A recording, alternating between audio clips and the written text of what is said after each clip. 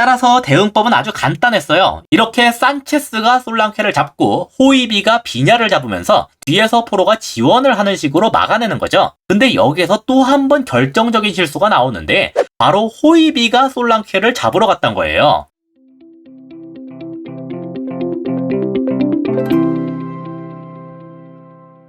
안녕하세요. 축구 보는 기자 축복입니다. 지난 본머스전에서 토트넘이 역전패를 당했는데요. 그래서 아무래도 토트넘의 수비에 대해 불안한 목소리가 많이 나오고 있는 중이에요. 오늘은 실점 장면과 함께 그 부분에 대해 다뤄보려고 하는데요. 그걸 보려면 먼저 토트넘이 어떤 전술을 활용했는지를 간략하게 볼 필요가 있습니다. 토트넘은 이번에 공격을 할 때 이런 식으로 모습을 바꿨어요. 왼쪽 중미인 스킵을 한 칸 올리고 오른쪽 윙어인 쿨루셉을 조금 내렸는데요. 덕분에 손흥민은 이전과 달리 내려오는 일이 거의 없어졌습니다. 저번 영상에선 이 점을 집중적으로 다뤘었죠. 자, 근데 여기서 살펴봐야 될 게 좌우측 선수들의 움직이는 방향이에요. 왼쪽 중미인 스킵과 왼쪽 윙백인 페리시치가 모두 앞으로 올라갔고 왼쪽 윙어인 손흥민은 최전방 중앙에 좁혔습니다. 따라서 여기를 지원하기 위해서는 왼쪽 센터백인 랑글레도 조금 더 전진할 필요가 있었어요. 이들의 뒤를 적절한 위치에서 받쳐주는 역할인 거죠. 반면 오른쪽을 보면 오른쪽 중미인 호이비와 윙어인 쿨루셉스키가 모두 내려가는 모양새입니다. 이것만 봐도 오늘 토트넘은 공격의 방점을 왼쪽에서 찍겠다,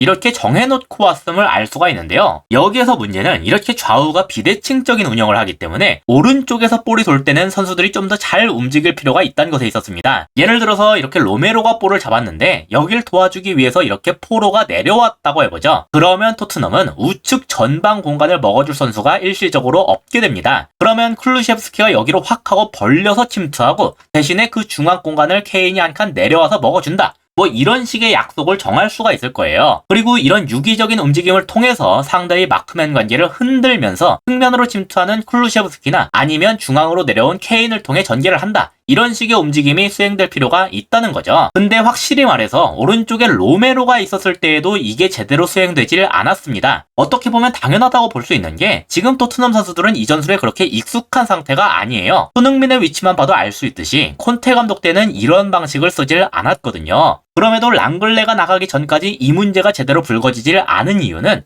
여기에서 발생될 수 있는 위험을 로메로가 그래도 막아줬기 때문입니다. 로메로는 설령 본인이 패스를 미스해서 볼을 빼앗기더라도 이걸 아주 위험하지 않은 선에서 미리 끊어냈거든요. 하지만 동시에 이것이 랑글레의 이탈이 승부에 있어 결정적으로 작용된 이유이기도 했어요. 토트넘의 왼쪽 센터백은 아까 말씀드렸다시피 풀백처럼 올라가서 공격에 지원을 하는 역할을 할 수 있어야 되는데요. 일단 산체스는 이 역할에 절대로 쓸 수가 없습니다. 그래서 로메로를 왼쪽으로 바꾸고 산체스를 오른쪽에 집어넣은 것으로 보이는데 이러니까 바로 그 삐걱거림이 문제를 드러냈어요. 지금은 다이어가 볼을 잡고 있는 중인데요. 토트넘의 3백이 현재는 이렇게 위치하고 있는 걸 확인할 수 있습니다. 그리고 그 앞을 보시면 스킵, 호이비, 쿨루셉이 마치 3미들처럼 위치하고 있고 그보다 한 칸 앞에 케인이 자리하고 있어요. 더 멀리서는 윙백인 포로가 엄청나게 올라간 것도 볼 수가 있죠. 여기에서 주목할 건 스킵과 쿨루셉이 엄청나게 내려왔단 건데요. 특히 스킵이 내려오면서 본머스의 중미 하나를 끌고 왔단 것이 중요했어요. 본머스는 이날 중미를 2명밖에 두지 않았는데 이 중 하나가 스킵한테 끌려 나왔기 때문에 케인과 쿨루셉을 나머지 하나가 모두 잡아줄 수밖에 없기 때문입니다. 그래서 다이어가 한 번에 쿨루셉한테 넘겨도 좋고 이게 부담스럽다면 산체스를 거쳐서 쿨루셉한테 넘겨도 좋은 그림이에요.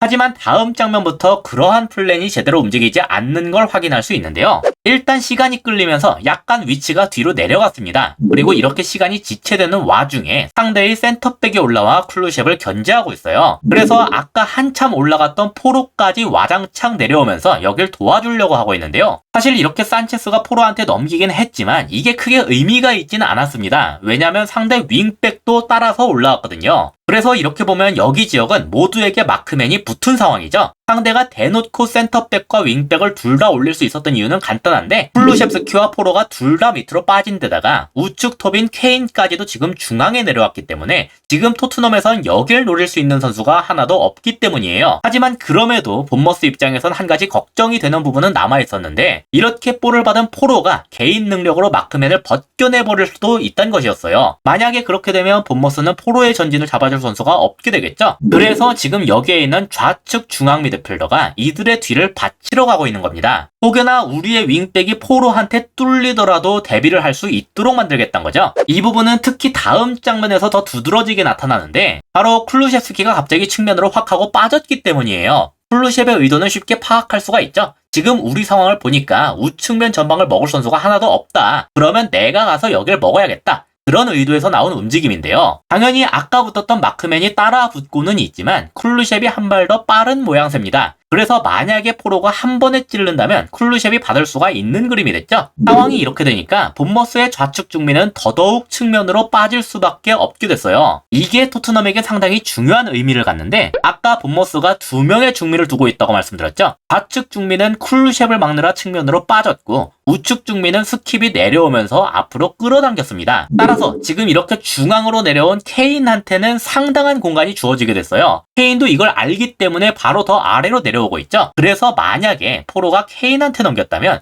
상당히 괜찮은 전개가 이루어졌을 거예요. 케인은 쿨루셰프스키가 측면으로 달리는 걸 뻔히 보고 있죠. 그래서 포로한테 볼을 받자마자 바로 쿨루셰프한테 찔러버릴 수 있었을 겁니다. 토트넘이 상당히 잘하는 역습 패턴이 나올 수 있는 절호의 찬스였어요. 하지만 여기에서 포로가 아주 이상한 선택을 합니다. 케인한테 주는 게 아니라 자기가 직접 돌파를 하려고 하더군요. 이건 단순히 선수 개인이 욕심을 부렸다는 것으로 끝날 문제가 아니었어요. 토트넘이 전술적인 약속을 통해 만들어 놓은 공간을 활용하지 않았다. 즉 서로 간의 약속을 의도적으로 지키지 않았다. 그런 의미가 됩니다. 그렇다면 그 전술적인 약속을 뛰어넘는 뭔가를 보여줬어야 됐는데 오히려 볼을 빼앗겼죠. 아니 애초에 3명이나 있는 곳을 개인 능력으로 뚫어버리겠다는 판단이 이해가 되질 않았습니다. 그리고 이거는 토트넘이 바뀐 전술 속에서 우측에서의 디테일이 아직 제대로 잡혀있지 않은 탓이라고 볼 수도 있겠죠. 최소한 이 장면에서 포로는 그걸 수행하지 않았어요. 그리고 이거 하나가 토트넘의 결정적인 기회가 될 수도 있는 장면을 결정적인 실점 위기 장면으로 바꿔버렸다. 이렇게 볼 수 있겠습니다. 자, 근데 여기서 또 하나 중요한 건 아직까진 그래도 막을 기회가 있었단 거예요. 지금 본머스에서 위협이 되는 선수는 총 3명입니다. 볼이 돌고 있는 지역에 있는 이 2명과 중앙에서 들어가고 있는 여기 1명인데요. 하지만 중앙은 일단 다이어가 잡아줄 수 있는 위치에 있죠. 그래서 여길 빼면은 결국은 이 지역, 여길 보면 방금 볼을 뺏긴 포로를 빼더라도 토트넘이 2대2 상황으로 밀리질 않습니다. 따라서 대응법은 아주 간단했어요. 이렇게 산체스가 솔랑케를 잡고 호이비가 비냐를 잡으면서 뒤에서 포로가 지원을 하는 식으로 막아내는 거죠. 근데 여기에서 또 한 번 결정적인 실수가 나오는데 바로 호이비가 솔랑케를 잡으러 갔단 거예요. 보시면 호이비가 솔랑케한테 붙어있는 게 보이시죠? 그러니까 원래 호이비가 위치상으로 잡아줄 수 있었던 비냐가 완전히 자유롭게 돼버렸습니다. 그래서 비냐가 침투한 다음에 득점까지 성공한 거예요. 저는 산체스가 솔랑케를 잡아줄 수 있는 위치에 있었는데도 호이비가 굳이 이렇게 중앙을 버려가면서까지 솔랑케를 잡으러 간 게 이해가 되질 않았습니다. 지금 상황을 보시다시피 1대1로 견제만 잘하고 있었어도 바로 포로가 도와주면서 3대2로 막을 수가 있는 구도였어요. 근데 호이비가 비냐를 프리하게 놓아주면서 그 구도가 완전히 깨져버린 거죠. 다만 저는 만약 로메로가 오른쪽에 계속 있었다면 이렇게 호이비가 튀어나오기 전에 먼저 마크맨에게 붙었거나 아니면 호이비가 비운 공간을 조금 더 빠르게 커버를 할 수는 있었을 것 같다고 생각합니다. 그래서 일단 이 첫 번째 실점 장면에서 잘못의 비중을 따지자면 산체스보다는 포로와 호이비가 훨씬 높지만 아무래도 그래도 로메로가 여기에 있었다면 막아주지 않았을까 그런 생각이 들더군요. 다만 이러면서 한 가지 확인된 사실이 있죠. 토트넘의 수비 문제는 단순히 센터백의 기량에만 있는 것이 아니라 그 지역에서 발생되는 전술적 약속의 이행이 제대로 이뤄지지 않는 것이 포함되어 있다. 다음에는 이런 게 조금 더 발전된 모습을 볼 수 있길 바랍니다. 이상으로 오늘의 영상을 마치도록 하겠습니다. 시청해주셔서 감사합니다.